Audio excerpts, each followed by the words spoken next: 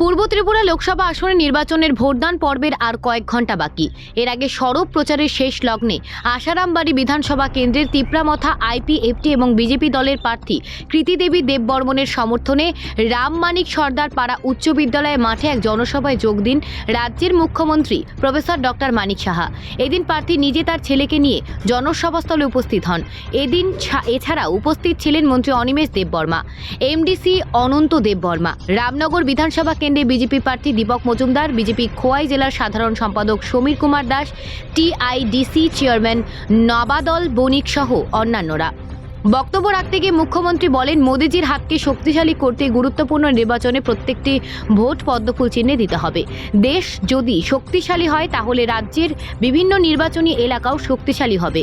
রাজ্যে এসে প্রধানমন্ত্রী বলে গেছেন, শুধু ট্রেইলার দেখিয়েছি, 10 বছরের পিকচার আবি বাকি হ্যাঁ। মুখ্যমন্ত্রী আরও বলেন, জনজাতিদের প্রকৃত উন্নয়নে কাজ করছে কেন্দ্র এবং রাজ্য সরকার। উল্লেখ্য, প্রখর রোদকে উপেক্ষা করে এদিন জনসভাস্থলে জনজাতিদের উপস্থিতি লক্ষ্য করা যায়। খোয়াই থেকে শুভঙ্কর দের প্রতিবেদন। আমরা জানি যে এইবারের নির্বাচন খুব ইম্পর্টেন্ট নির্বাচন, খুব গুরুত্বপূর্ণ।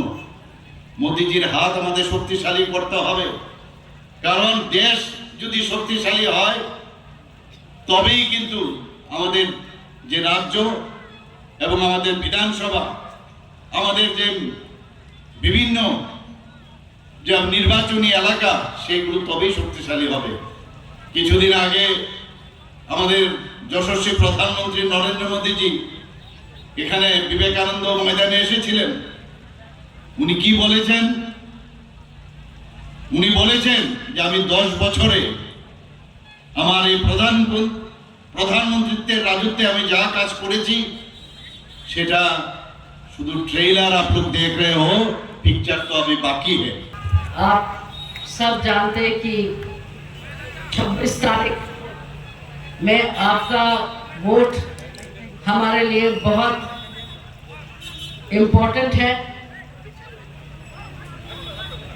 और आप लोग सबके आशीर्वाद हमेशा हम लोग के साथ रहा है और उम्मीद है कि इस बार आप भाजपा को फिर जिताएंगे।